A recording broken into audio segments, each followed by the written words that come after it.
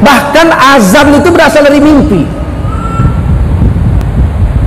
Nabi musyawarah bagaimana mau memanggil orang sholat. Kata sahabat, kita hidupkan tanduk, tiup tanduk, kornu, tunggu. Nah, nanti orang tahu ini waktu sholat. Kata Nabi, macam Yahudi. Yahudi kalau mau sholat, kalau mau sembahyang dia tiup trompet. Nggak mau aku, kata Nabi. Nah, kalau gitu kita pukul lonceng, tumbang, gloneng, glonang, gloneng. Oh, berarti waktu sholat. Ah, nggak mau aku, kata Nabi, macam orang Nasrani. Jadi Nabi mirip-mirip, nggak mau. Kalau gitu kita bakar api, kata sahabat yang lain. Asal hidup api berarti waktu sholat. Macam Majusi, nggak mau Nabi. Akhirnya apa ceritanya? Ditangguhkan musyawarah. Nanti kita cari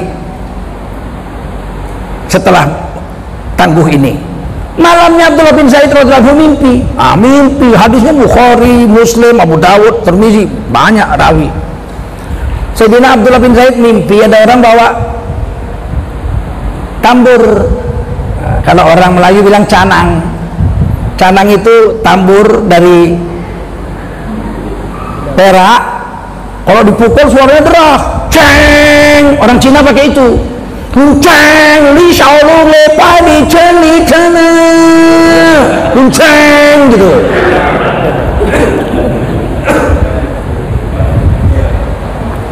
Kata Abdullah bin Zaid, wahai tuan yang punya lonceng, yang punya tambur ini, saya mau beli tambur tuan ini dari perak, cakep, suaranya juga deras. Kata orang yang megang tambur dalam mimpinya itu, untuk apa kamu tambur ini? Canang ini untuk apa? Canang ini untuk saya kasih kepada Nabi, sebab Nabi sedang bermusyawarah bagaimana memanggil orang sholat. Pakai ini cocok nih, cueng, orang tahu sholat. Nggak kayak Yahudi, nggak kayak Majusi, nggak kayak Nasrani. Kata laki-laki dalam mimpinya itu, maukah kau kuberikan sesuatu yang lebih baik dari ini? Apa itu? Begini, kau dengar baik-baik. Maka laki-laki itu, malaikat ya, dalam mimpinya itu mengumandangkan seruan azan. Allahu Akbar, Allahu Akbar, Allahu Akbar, Allahu Akbar. Asyhadu an la ilaha illallah. Asyhadu an la ilaha illallah. Asyhadu anna Muhammadar Rasulullah. Asyhadu anna Muhammadar Rasulullah. Hayya 'alas shalah. Hayya 'alas shalah. Hayya 'alal falah. Hayya 'alal falah. Allahu Akbar, Allahu Akbar, la ilaha illallah. Sayyidina Abdullah bin Zaid bangun. Bagus betul ini. Dia langsung siap-siap mandi, pakaian bagus, pergi ke masjid. Dia jumpa Nabi. Ya Rasul, tadi malam ini saya mimpi. Ceritanya begini. Kata Nabi, bagus. Itulah yang cocok untuk manggil orang azan, untuk manggil orang sholat. Jadi dari dasar mimpi juga. Tapi sayang suaramu nggak bagus. Banyak muazin itu suaranya harus bagus. Tak kuat pula, tak keras. Yang paling bagus suaranya dan keras suaranya Sayyidina Bilal. Maka kamu, Bilal, datang sini, panggil Bilal, kamu naik haura atas panggung. Sampai sekarang masih ada. Kalau ke Madinah itu muazinnya tetap di atas haura itu. Kamu Abdullah Zaid ikut sama Bilal ke atas haura. Kamu azan pelan-pelan untuk Bilal, Bilal azan untuk umat. Makanya sunnat muadzin itu mengulang bacaan azan itu, taswib, mengikuti perbuatan Sayyidina Bilal dengan Sayyidina Abdullah bin Zaid. Beliau membacakan azan pelan, Allahu Akbar, Allahu Akbar.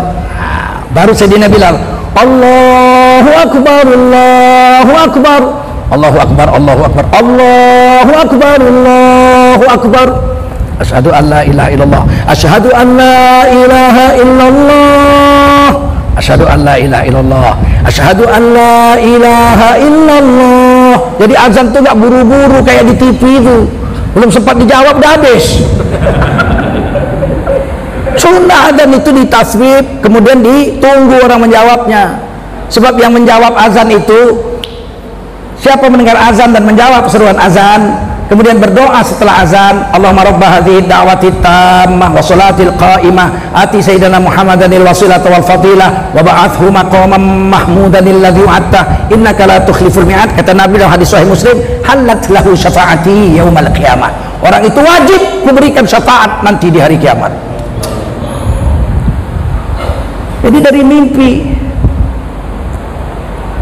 Umar bin Khattab, mimpi yang sama. Jadi bukan Abdullah bin Zaid aja mimpi, Umar bin Khattab mimpi yang sama.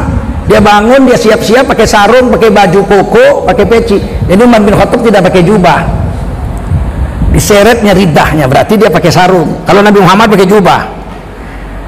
Karena ahabbu siyab ila Rasulillahi sallallahu alaihi wasallam al-qamis, adalah pakaian yang paling mencintai Nabi dan dipilih Nabi dari banyak jenis pakaian zaman itu adalah jubah, al-qamis. Abu Jahal tidak pakai jubah, dia pakai baju Parsi. Makanya aku kadang-kadang nengok cebong-cebong di medsos itu, kalau soal pakai jubah, Abu Jahal pun pakai jubah.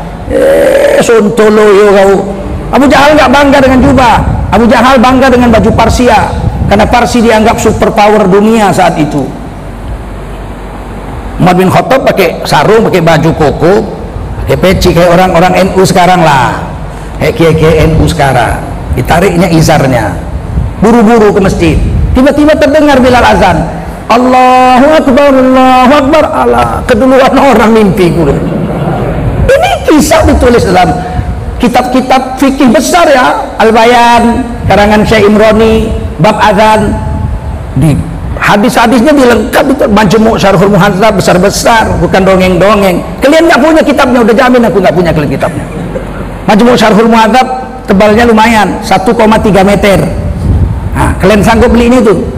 Lebih baiklah kalian beli TV LED daripada beli itu 5 juta harganya. Kalau saya punya kitabnya 8 ton kitab saya kok, bukan Ustadz kaleng-kaleng lah ya. Dan saya baca, ada waktu saya duduk saya baca. Saya mutolaah itu kesukaan saya, 3 jam 4 jam saya senang membaca. Dari kecil, dulu waktu kecil saya baca Kopinghu. Kelas 2 SD udah baca Kopinghu saya. Bupunsu, oh hafal saya itu semua. Pendekar bodoh si Chin Hai, Angin Yocu, oh perempuan baju merah, pendekar putri baju merah, gurunya si Chin Hai, pendekar bodoh, murid Bupunsu, hafal semua. Pedang Kayu Harum, Chia Keng Hong, oh, hafal semua itu. Kelas 2 SD udah baca itu. Jadi udah biasa saya baca. Anak kita harus kita didik membaca, supaya nanti dia besar tekun dia membaca. Orang membaca pasti pintar, karena perintah pertama surah Quran yang turun Iqra, supaya pintar suruh baca. Nggak mau baca nggak mungkin pintar. Dan berguru, datangi guru. Ini cerita mimpi.